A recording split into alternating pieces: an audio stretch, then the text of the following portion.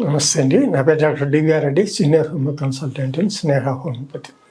ఈరోజు మనము అన్నం తింటే షుగర్ వస్తుందా అని అడగడం జరిగింది. అంటే అన్నంలో ఎక్కువగా మిగతా వాటితో పోలిస్తే రైస్లో కార్బోహైడ్రేట్స్ చాలా ఎక్కువగా ఉంటాయి. త్వరగా జీర్ణం అయిపోయి బ్లడ్లో షుగర్ తొందరగా కలుస్తుంది.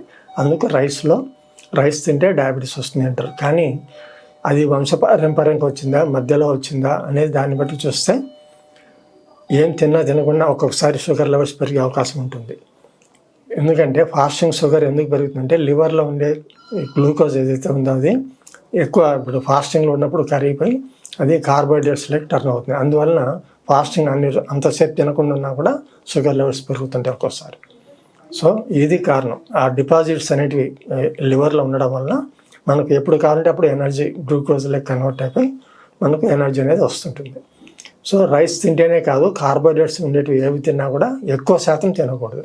కానీ కార్బోహైడ్రేట్స్ బాడీకి అవసరం కాబట్టి ఒక లిమిట్లో పోర్షన్ మెయింటెనెన్స్ అంటారు దాన్ని. అంటే డైలీ క్రమం తప్పకుండా 1 కప్ కానీ 1.5 కప్ కానీ రైస్ అంతవరకు తినాలి.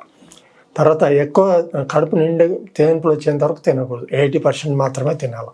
ఈ విధంగా ఉన్నప్పుడు షుగర్ రాకుండా కంట్రోల్ చేయొచ్చు. ఇది మేనేజ్మెంట్ అంటారు అన్నమాట.